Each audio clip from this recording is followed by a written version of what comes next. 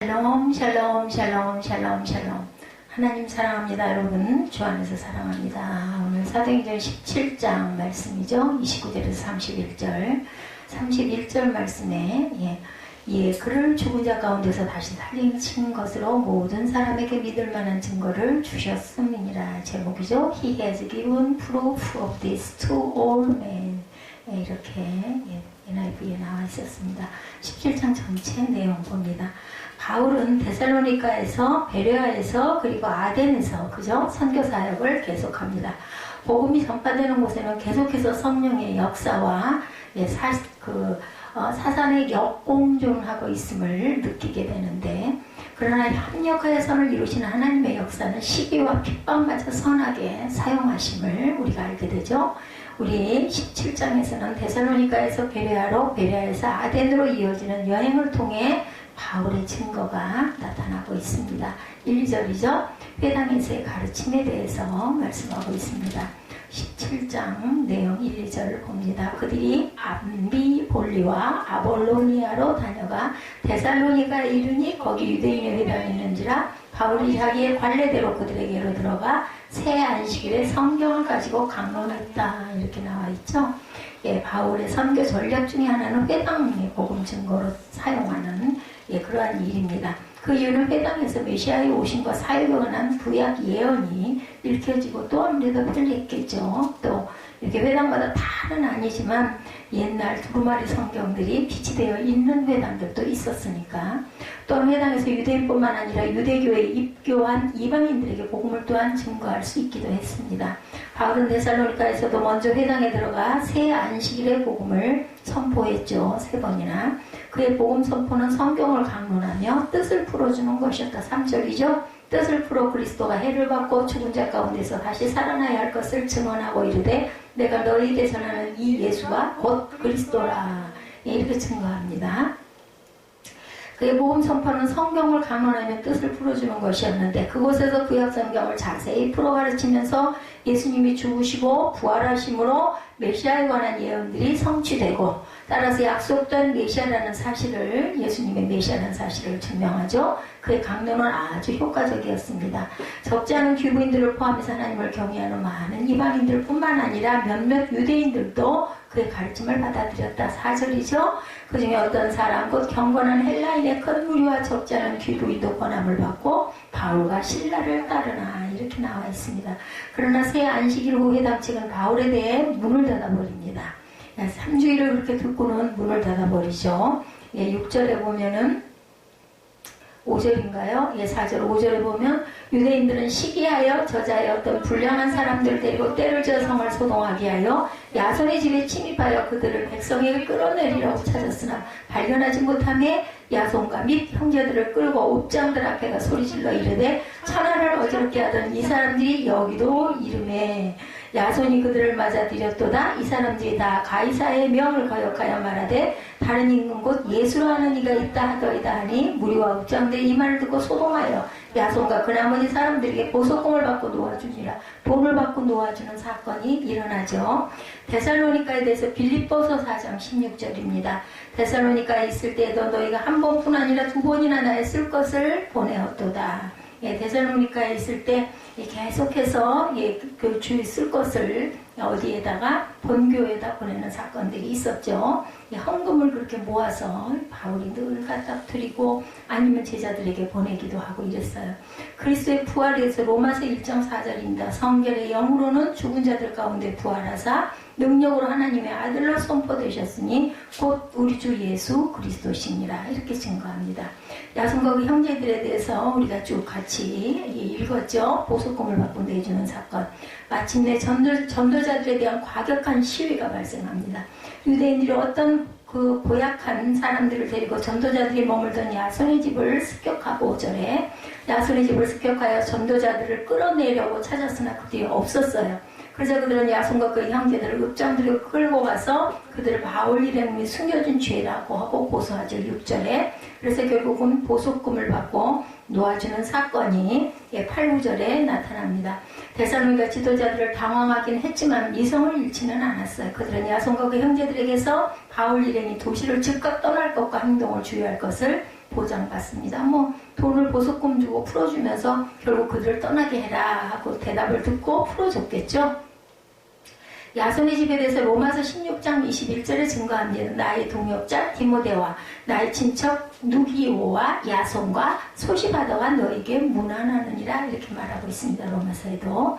다른 임금에 대해서 누가복음 23장 2절에 고발하여 이르되 우리가 이 사람을 보매 우리 백성을 미혹하고 가이사에게 세금 바치는 것을 금하며 자칭 왕 그리스도라 하더이다 하니. 그래서 예수님의 가이사의 것은 가이사에게 하나님의 것은 하나님께 드려라. 나중에 그것에 대한 설명, 구원이 되는 그런 내용이 나오죠. 베레아에서의 바울, 베레아 사람들에 대해서 10절에서 15절에 베레아 사람들의 성경을 상고하는 사건이 나타납니다. 바울과 실라는 밤을 이용해 데살로니가로 빠져나옵니다. 그렇지만 디모데는 아무런 제재도 받지 않고 데살로니가를 나와 베레아에 의해서 일행을 만납니다. 베레아에서는 바울 일행이 환영을 받았는데 유대인들까지 바울 일행을 영접하는 사건 10절부터 봅니다. 밤에 형제들이 곧 바울과 실레를 베레아로 보내니 도망 보내죠. 그들에 이르러 유대인의 회당에 또 들어갑니다. 베레아에서 11절에 베레아에 있는 사람들은 데살로니가에 있는 사람들보다 더 너그러워 간절한 마음으로 말씀을 받고 이것이 그러하여 날마다 성경을 상고하는 알구라는 성령이 충만한 사람들이었죠. 그 중에 믿는 사람이 많고 헬라의 귀부인과 남자가 적지 아니하나 데살로니가에 있는 유대인들은 바울이 하나님의 말씀을 베레아에서도 전하는 줄을 알고 거기도 가서 무리를 움직여 소동하게 하늘 형제들이 곧 바울을 내보내어 바다까지 가게 하되 실라와 디모데는 아직 거기 머물더라. 바울을 인도하는 사람들이 그를 데리고 아덴까지 이르러 그들에게 실라와 디모데를 자기에게로 속히 오게 하라는 명령을 받고 떠나니라. 결국은 베레아도 못 있고 결국은 떠나죠. 아덴까지 도망을 가는 사건이 일어납니다. 바울과 실라는 밤을 이용해서 데살로니가로 빠져나왔지만 다 디모데는 아무런 제재도 받지 않고 데살로니가를 나와서 베레아에서 일행을 만납니다. 베레아에서는 바울 일행의 환영을 받았는데 유대인들까지 바울 일행을 영접하고 베레아 사람들은 데살로니가에 있는 유대인들보다 더 신사적이었다라고 11절에 나오죠. 12절에 보면 간절한 마음으로 바울의 말을 듣고 돌아가 설교 과연 성경에 근거한 것인지를 상고합니다. 그 결과 적지 않은 헬라의 귀분들과 남자들이 포함해서 많은 사람이 믿게 되는 사건 열매가 맺혔어요. 12절에 성경을 상고한다라는 내용에 대해서 이사야 34장 16절에 너희는 여호와의 책에서 찾아 읽어보라. 성경 상고함이죠. 이것들 가운데 빠진 것이 하나도 없고 제짝이 없는 것이 없다. 이는 야훼의 입이 이를 명령하셨고 그의 영이 이것들을 모으셨습니다. 성경을 한 사람이 쓴 게 아니잖아요. 시대도 다르죠. 그리고 66권의 성경이 다 각각 물론 바울이 쓴 것도 여러 권 있고 그죠? 다윗이 쓴 그 성경도 있고 시편도 있고 또 거기엔 또 솔로몬의 것도 있고 모세오경도 있기는 하지만 그렇지만 시대가 다르게 각각 또 예언자들은 예언서들이 전부 굉장히 세대가 다른 세대로 쓰여졌는데도 그걸 딱 그 신약과 구약을 맞춰보면 짝이 맞는다고 그러죠. 그래서 야훼의 입이 이를 명령하시고 그의 영이 그것들을 모으셨습니다 말씀합니다. 매일의 의무에 대해서 히브리서 3장 13절에도 오직 오늘이라 일컫는 동안에 매일 피차 권면하여 너희 중에 누구든지 죄의 유혹으로 완고하게 되지 않도록 해라. 죄의 유혹에 빠져버리지 않게 하라는 말씀이죠. 유대인들의 소동에 대해서 13절에 증거하고 있었어요. 그죠? 데살로니가의 유대인들은 바울이 하나님의 말씀을 베레아에서도 전하는 줄 알고 거기도 가서 무리를 움직여 소동하게 해가지고 결국은 내쫓는 사건 14절에도 형제들이 곧 바울을 내보내어 바다까지 가게 하되 실라와 디모데는 아직 거기 머물더라. 바울을 인도하는 사람들이 그를 데리고 아덴까지 이르러 그에게 실라와 디모데를 자기에게로 속히 오게 하라는 명령을 받고 떠나니라. 아덴으로 다시 실라와 디모데가 가겠죠. 바울은 그곳 형제들의 도움으로 해안으로 빠져나와 아덴으로 향하죠. 14절에 베레아의 형제들은 바울이 아덴에 안전히 도착할 때까지 바울을 떠나지 않고 동행합니다. 15절에 아덴에 안전하게 도착하자 바울은 자기를 호송한 사람들에게 베레아에 돌아가면 실라와 디모데를 속히 아덴으로 보내달라고 부탁을 합니다. 복음의 방해가 이렇게 일어나죠. 어느 곳에서나. 마태복음 18장 7절 가족에게서 방해를 받을 때 가장 마음이 아픈 사건이죠. 실족하게 하는 일들이 있음으로 말미암아 세상에 화가 있도다. 실족하게 하는 일이 없을 수는 없으나 실족하게 하는 그 사람에게는 화가 있도다. 누가복음 17장 1절에도 증거합니다. 아덴에 대해서 데살로니가 전서 3장 1절입니다. 우리가 참다 못하여 우리만 아덴에 머물기를 좋게 생각하고 우리 형제 곧 그리스도의 복음을 전하는 하나님의 일꾼인 디모데를 보내노니 이는 너희를 굳건하게 하고 너희 믿음에 대하여 위로합니다. 이렇게 말합니다. 그 다음에는 이제 16절부터 아덴에서의 바울의 활약이 나타나죠. 예, 바울이 아덴에서 예수와 부활을 전하는 사건이 나타납니다. 아덴은 펠리클레스 시대 BC 5세기 비포 크라이스트, 예수님 모시기 500년 전이죠. 지중해권 지역을 이끌던 정치적인 주도권을 상실했지만 지금으로부터 2020년이니까 2520년 정도 됐겠죠. 그 영광스러운 과거 때문에 여전히 큰 명성을 누리고 있는 도시였습니다. 아덴에는 아크로폴리스 성체뿐 아니라 시 도처의 신전들과 신상들이 있어 여러 신들에 대한 신앙을 말해주고, 그러니까 아주 굉장히 이런 나쁜 신들이, 이방신들이 많았다. 그중 가장 주된 신은 아덴의 수호 여신, 팔라스 아테네, 우리 들어보셨을 거예요. 아덴인들은 그녀에 대한 존경으로 파르데논 신전을 지어서 헌납을 합니다. 파르데논 신전은 아테네를 위해서 아덴인들이 만들어서 헌납한 그러한 신전이었다. 우상이 가득합니다. 이사야 2장 8절입니다. 그 땅에는 우상도 가득하므로 그들이 자기 손으로 짓고 자기 손가락으로 만든 것을 경배하여 라고 말합니다. 신전에 대해서 사무엘상 5장 2절에도 블레셋 사람들이 하나님의 괴를 가지고 다곤의 신전에 들어가 다곤 곁에 두었더니, 하나님의 괴를 다곤 신전에 두죠. 아덴 사람들에 대해서 16절에 바울은 상당 기간 동안 아덴에 혼자 있게 되었어요. 디모데와 실라가 올 동안. 그는 그래서 시간을 선용하여 아덴 도시를 관찰합니다. 바울은 알지 못하는 신에게라고 새긴 단도 보게 되죠. 이것의 계기가 되어 바울은 그 도시의 철학자들과 변론을 하게 됩니다. 시간이 있으니까. 아덴에도 유대인 회당이 있어서 그는 거기에 가서 유대인과 하나님을 경외하는 자들과 더불어 변론을 합니다. 이 회당의 구성원들은 일반적으로 아덴 사람들의 타종교에 대한 피상적인 관용정신의 영향을 받아서인지 다른 지역과는 달리 소동이 일어나진 않았어요. 아덴 사람들은 늘 새로운 것에 관심이 많았기 때문에 아마 바울에 대한 새로움 때문에 호기심이 있어서 그러지 않았을까 싶습니다. 16절부터 봅니다. 바울이 아덴에서 그들을 기다리다가 그 성에 우상이 가득한 것을 보고 마음에 격분하여 회당에서는 유대인과 경건한 사람들과 또 장타에서는 날마다 만나는 사람들과 변론하니 18절에 어떤 에피쿠로스와 스토아 철학자들도 바울과 쟁론할세 어떤 사람은 이르되 이 말쟁이가 무슨 말을 하고자 하느냐 하고 어떤 사람은 이르되 이방 신들을 전하는 사람인가 보다 하니 이는 바울이 예수와 부활을 전하기 때문이라라. 못 듣던 이야기를 듣다 보니까 이방 신을 전한다. 그를 붙들어 아레오바고로 가며 말하기를 내가 말하는 이 새로운 가르침이 무엇인지 우리가 알 수 있겠느냐. 내가 어떤 이상한 것을 우리 귀에 들려주니 그 무슨 뜻인지 알고자 하노라 하니 모든 아덴 사람과 거기서 나그네 된 외국인들이 가장 새로운 것을 말하고 듣는 것 이외에는 달리 시간을 쓰지 않음이더라. 새로운 것에 호기심이 많았다는 거죠. 바울이 아레오바고 가운데 서서 말하되 광장이에요. 광장 이름. 바울의 여기 사무엘 아빠 바울의 자기 닉네임이기도 합니다. 아레오바고 광장. 아덴 사람들이 너희를 보니 범사의 종교심이 많도다. 내가 두루다니며 너희가 위하는 것들을 보다가 알지 못하는 신들에게라고 새긴 단도 보았으니 나타나죠. 그런즉 너희가 알지 못하고 위하는 그것을 내가 너희에게 알게 하리라. 우주와 그 가운데 있는 만물을 지으신 하나님께서는 천지의 주제신이 손으로 지은 전에 계시지 아니하시고 무엇이 부족한 것처럼 사람의 손으로 섬김을 받으시는 것이 아니니 이는 만민에게 생명과 호흡과 만물을 친히 주시는 이십니다. 사람에게 그것을 받을 일이 없다는 거죠. 천지 창조하신 분이기 때문에 인류의 모든 족속을 한 혈통으로 만드사 온 땅에 살게 하시고 그들의 연대를 정하시며 거주의 경계를 한정하셨으니 이는 사람으로 혹 하나님을 더듬어 찾아 발견하게 하려 하심이로되 그는 우리 각 사람에게서 멀리 계시지 아니하도다. 우리가 그를 힘써 살며 기동하며 존재하느니라. 너희 시인 중 어떤 사람들의 말과 같이 우리가 그의 소생이라 하니 이와 같이 하나님의 소생이 되었은즉 하나님을 금이나 은이나 돌에다 사람의 기술과 고안으로 새긴 것들과 같이 여길 것이 아니니라.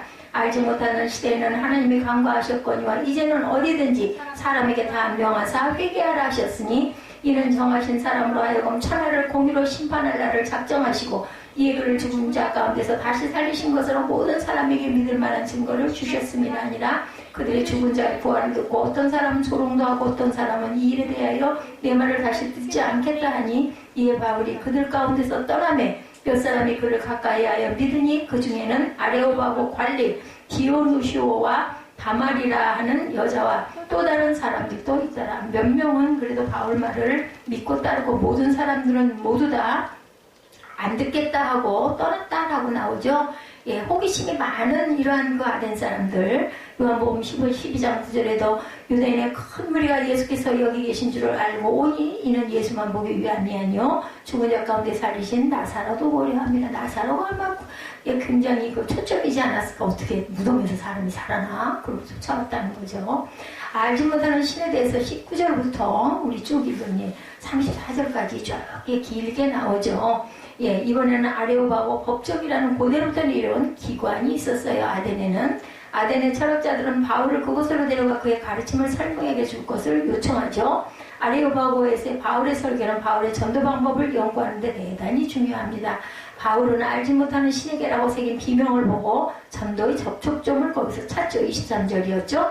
그는 아덴 사람들이 신에 대한 관심과 경건에도 불구하고 참다운 신을 알지 못하고 있다고 증거하죠. 23절에. 그리고 바울은 그들에게 참신을 선포하죠. 24절부터 쭉 32절까지 나타나죠. 예, 그리고 바울은 그들에게 하나님은 바로 우주의 창조자요 주제자로서 참신이다. 24절에. 이는 그들에게 심각한 도전이 되며 도대체 이게 무슨 소리야 했겠죠. 그러나 그들은 예수의 부활에 대해 부딪힙니다. 어떻게 사람이 죽었다 살아나 이거죠. 인간의 지혜와 하나님의 지혜가 부딪혀 충돌했어요.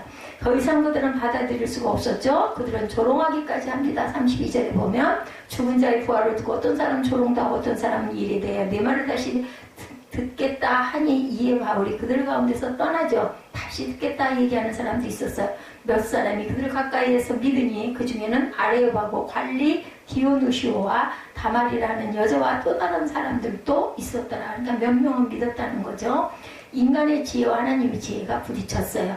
하나님의 그 제한무지 디모데후서 3장 7절에 항상 배우나 끝내 진리의 지식에 이를 수 없느니라. 디모데전서 2장 4절에도 오직 하나님께 옳게 여기심을 입어 복음을 위탁받았으니 우리가 이와 같이 말하면 사람을 기쁘게 하려 하며 오직 우리 마음을 감찰하시는 하나님을 기쁘시게 하려 합니다. 이렇게 말씀합니다. 디모데후서 3장 7절과 디모데전서 2장 4절이었습니다. 그래서 결론으로는 본장에서 때를 얻든지 못 얻든지 복음을 전하려고 힘썼던 바울의 마음 자세를 대할 수가 있습니다. 그의 복음 선포의 방법에서 현대 선교 전략의 지혜를 얻어야 참 도를 느낄 수가 있었는데 복음으로 인한 고난을 당하는 그러한 상황 속에서도 바울이 하나님의 지혜를 찾았음을 보게 되죠.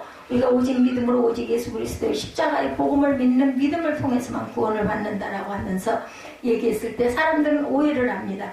저 사람들은 아무것도 모르고 그냥 무조건 믿으면 그만이라고 생각한다 이런 오해를 했다는 거죠. 그러나 우리의 믿음은 아무것도 모르고 그냥 무조건 믿는 것은 아니죠. 오직 믿음이라고 주장하는 우리들은 믿는다는 것이 무엇인지, 왜 믿음을 최고라고 하는지, 왜 믿음만이 구원에 이르는 것인지를 바로 알아야 하고 알고 있어야 합니다. 사람들은 우리가 아는 지식이 아무런 증거도 없는 것인데 무조건 믿는다고 오해를 하죠. 그러나 우리는 단순히 그 사실을 아는 정도가 아니라 거기에 대한 여러 가지 증거, 경험, 그죠? 감동, 이런 부분, 성령의 임재하심을 우리는 압니다. 우리가 섬기는 야훼 하나님이 창조주가 되시고 우리를 다스리고 죄가 있는 자를 심판하시기도 하고 결국은 심은 대로 거둬져요. 분명한 건 그 때가 내 때, 내가 돌아간 때일 수도 있겠지만 그 중에 예수를 믿는 사람들을 의롭다고 인정해 준다는 것에 대해서 많은 증거를 가지고 있죠. 성경의 제일의 증거, 성경 말씀이 하나님께서 이 세상에서 우리를 구원하시기 위한 역사를 기록한 책이라는 확실한 증거 말씀이죠. 성경 말씀을 깨닫게 하시고 알게 해주시는 성령님이 계시기 때문이에요. 예수의 것을 믿는 믿음이 있다는 것이 증거가 됩니다. 하나님이신 예수님이 이 세상에 오셨고 십자가에서 죽으셨고 부활하셨고 승천하신 것이 증거입니다. 그러니 이거를 깨닫지 못하는 사람들이 볼 때는 얼마나 쓸데없는 짓을 하고 있다, 이런 생각을 하지 않겠는가. 우리 김종국 집사도 마찬가지. 오늘 본문에 모든 사람에게 믿을 만한 증거를 주셨습니다 라고 하셨어요. 그죠? 그 증거가 뭔지를 한번 살펴봅니다. 오늘 제목이기도 하죠. 모든 사람에게 믿을 만한 증거를 주셨습니다. 예, 이 말씀, 영어로 표기되어 있죠. He has given proof of this to all men. 예, 우리가 증거를 보고 증거가 있다고 해서 믿는 것이 아니라 그냥 믿기도 합니다. 왜? 하나님께서 우리에게 모든 사람에게 증거를 주셨기 때문에. 그러나 우리가 믿는 믿음에는 확신하고 믿을 만한 많은 증거들이 있다는 것을 한번 살펴봅니다. 하나님의 소생이 되었은즉 29절에 이와 같이 하나님의 소생이 되었은즉 하나님을 금이나 은이나 돌에다 사람의 기소가 고안으로 새긴 것들과 같이 여길 것이 아니니라. 바울은 아덴 사람들에게 설교를 하고 있는 중이에요. 지금 29절이 아덴 사람들은 종교적인 면이나 철학적인 면에서 많은 지식을 가지고 있다는 자부심을 가진 사람들. 이 사람들은 시간만 나면 새로운 것을 찾고 그러니까 살만한 여유가 있는 잘 사는 곳이었어요. 그러다 보니까 이게 뭐 좀 새로운 이상한 얘기를 하면 막 솔깃해가지고 그것을 쫓아가고 이렇게 몰리고 그러니까 아마 그 아데오바고 광장은 설교하기 좋은 곳이었던 거죠. 그러나 바울이 볼 때 그들의 신관이나 철학들은 아주 잘못된 것이었기 때문에 그들이 가진 잘못된 신관을 이야기하고 바로잡아주면서 복음을 전했어요. 바울이 이와 같이 하나님의 소생이 되었은즉 이라고 했는데 이 말씀은 바로 앞절의 말씀을 빗대어서 하신 말씀입니다. 하나님의 소생이 되었은즉 그것은 28절에 뭐라고 말씀하고 있어요? 우리 28절 보죠. 예, 우리가 그를 힘입어 살면 기동하며 존재하느니라. 너희 시인 중 어떤 사람들 말과 같이 우리가 그의 소생이라 하니 이와 같이 하나님의 소생이 되었은즉 하나님을 금이나 은이나 돌이나 사람의 기술과 고안으로 새긴 것들과 같이 여길 것이 아니니라. 알지 못하는 시대에는 하나님이 그냥 지나가셨거니와 이제는 어디든지 사람들에게 다 명해서 깨닫게 하였다라는 거죠. 회개하라 하셨으니 이는 정하신 사람으로 하여금 천하를 공의로 심판하나를 작정하시고 이에 그를 죽은 자 가운데서 다시 살리신 것으로 모든 사람에게 믿을 만한 증거를 주셨습니다. 그만 이 말에 뒤에 하반절 말씀 때문에 다 도망가서 다 떠났어요. 그죠? 믿을 수가 없다고 얘기했다는 거죠. 예, 이 말씀은 바로 앞절의 말씀이 설명. 예, 그래서 28절 하반절의 말씀에 너희 시인 중 어떤 사람들 말과 같이 우리가 그의 소생이라 하니 예, 이렇게 말씀하신 것을 우리가 염두에 두고 하신 말씀이죠. 주님 오시기 전 300여 년 전에 아라투스라는 유명한 시인이 있었어요. 지금 예, 이때가 지금 예, 200여 년 경이었으니까 제가 아까 200여 년 정도 됐다고 그랬죠. 그러니까 그보다 한 100년쯤 전에 아라투스라는 유명한 시인이 있었는데 이 사람은 헬라 사람으로 천체에 관한 시를 쓴 사람이었다고 그래요. 아라투스. 이 사람이 쓴 시 중에 우리는 그의 소생이니라는 구절이 있었다고 합니다. 아덴 사람들은 그 시인을 잘 알고 있었고 이 시의 구절도 알고 있었던 것 같아요. 여기서 그의 소생이라고 할 때 그는 로마 고대의 최고 신이라고 믿었던 주피터, 여러분들 아시죠? 제우스 신, 동일한 신이라고 말한다고 그래요. 그들은 주피터가 가장 중요한 신이라고 믿었고 그들 자신들은 주피터의 소생이다 이렇게 생각했다고 합니다. 이런 내용을 가지고 바울은 주피터가 참신이 아니고 하나님이 참신이다. 우리는 그 하나님의 소생이라고 바르게 다시 고쳐서 알려줬죠. 너희들이 그 시인이 말한 것처럼 신의 소생이라고 믿고 있고 우리도 모든 인간이 하나님의 소생으로 믿는다는 것을 먼저 확인하죠. 여기 소생이라는 말은 자녀라고 번역되는 말이기도 하지만 신이 창조하시고 지으셨다는 의미에서 그의 소생이다 이렇게 표현했어요. 너희들 주장대로 주피터 신이 인간을 창조했든지 우리가 믿는 대로 하나님께서 인간을 창조했든지 어쨌든 신이 인간을 창조하셨는데 어떻게 인간의 손으로 신을 만들 수가 있겠느냐, 우상을 만들어 세울 수가 있겠느냐. 그때는 아마 이런 형상을 많이 만들어 세웠던 것 같아요. 하나님께서 우리 인간을 창조하셨는데 보면 불교 특히나 그죠? 예, 절에 가면 그런 신상이 많죠. 예, 이 인간이 금이나 은이나 돌에다 사람의 기술을 동원해서 사람의 머리를 고안해 만든 것은 신이라고 볼 수가 없다라는 뜻입니다. 이 말은 하나님을 섬기는 데 있어서 인간의 태도를 지적하고 있는 말이기도 합니다. 하나님이 천지 만물을 창조하시고 우리 인간도 지으시고 모든 인생들이 하나님의 힘입어 살고 기동하고 존재하는데 그렇게 생각하지 않고 자신들이 신을 만들어 신을 부리는 것처럼 신에게 복을 달라고 하는 것도 역시 신을 부리는 거예요. 자기들이 생각하는 대로 자기들이 원하는 것을 신으로 만들어 놓고 자기들이 그래서 뭐 풍요의 신, 그죠? 금송아지. 자기들이 원하는 것을 해달라고 주문하는 것이 얼마나 어리석은 것인가라는 것을 지적하고 있습니다. 그런 영향이 오늘날의 교회 안에도 아직도 많이 있죠. 하나님을 우주 만물의 주인이라고 생각하지 않고 내가 원하는 소원을 들어주시는 그런 분쯤으로 생각하는 사람들이 많습니다.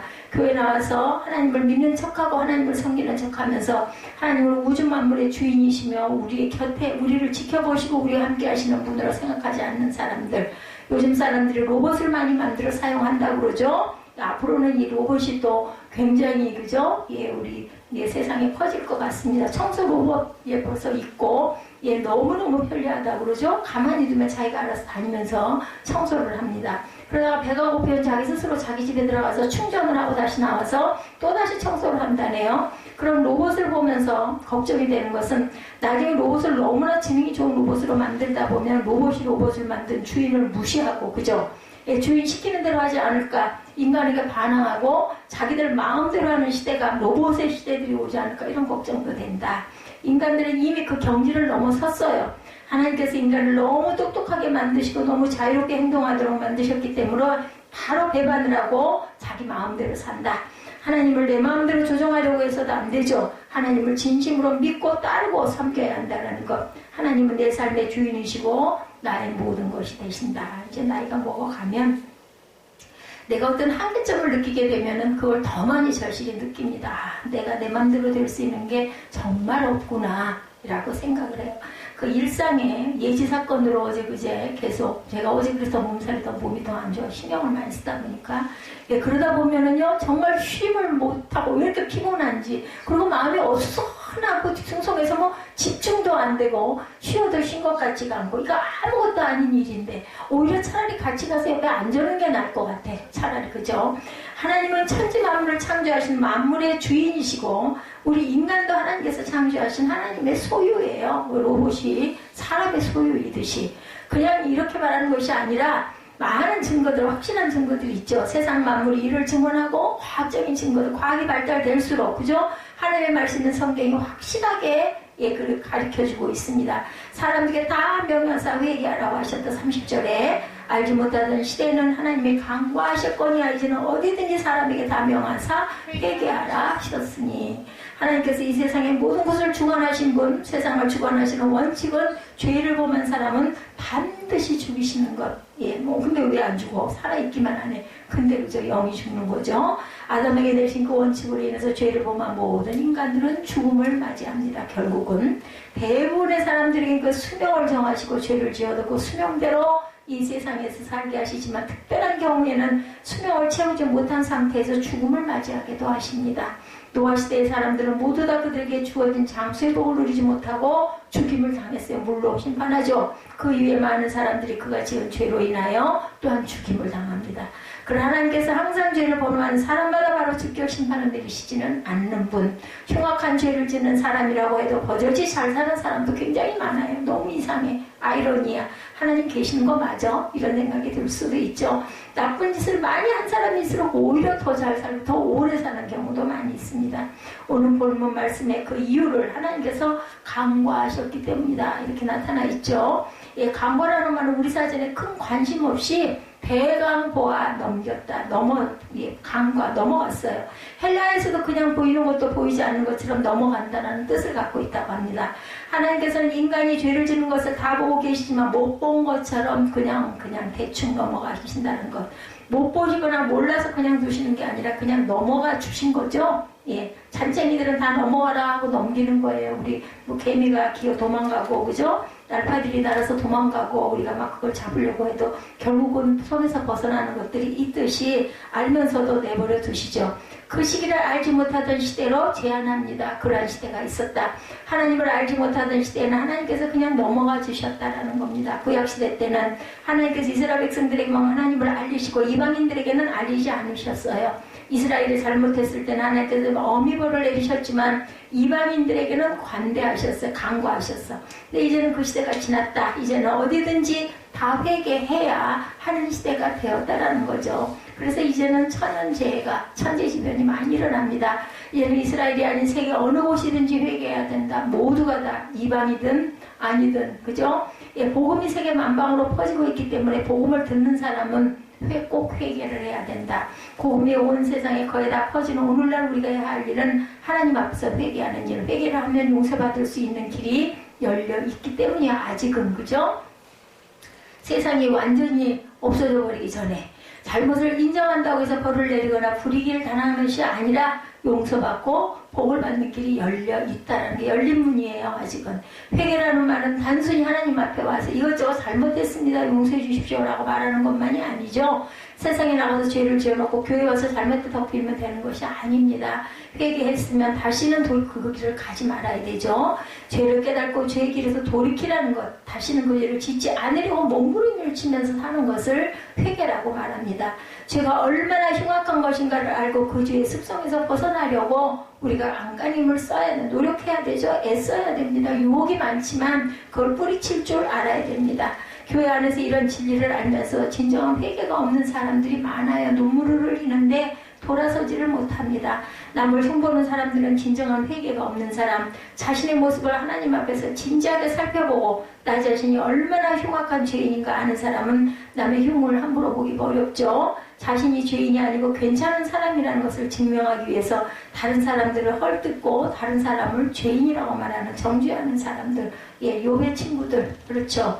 이런저런 핑계를 대는 사람들, 진정한 회개가 없는 사람들, 제가 그랬어요 하는 사람들, 이런 사람은 모두 일을 남의 탓으로 돌립니다. 환경을 핑계대고 이런저런 자기의 사정을 말합니다. 내가 이래서 그랬지. 자기 자신을 돌아볼 줄 모르는 사람들은 진정으로 회개하지 않는 때문이고, 하나님께서는 때로는 우리가 죄를 지어도 간구하시는데 못 본 척하고 지나가시는데 그렇다고 그냥 죄를 지으면서 살라는 것은 아니죠. 철저하게 회개를 하고 다시는 그런 죄를 짓지 않도록 노력해야 돼. 그걸 깨닫지 못한 사람들은 뭐 이 정도 이래도 괜찮은데 이게 문제죠.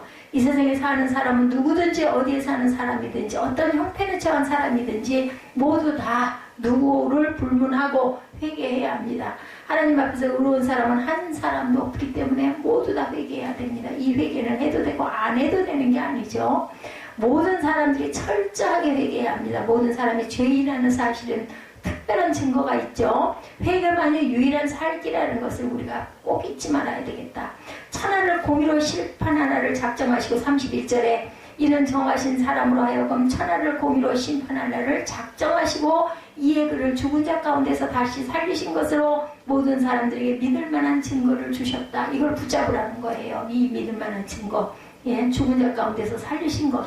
이것을 붙잡고 가야 된다. 본문에서 우리가 다 회개할 이유를 말씀하죠. 그 이유는 천하를 공의로 심판하신 날을 작정하셨기 때문이다.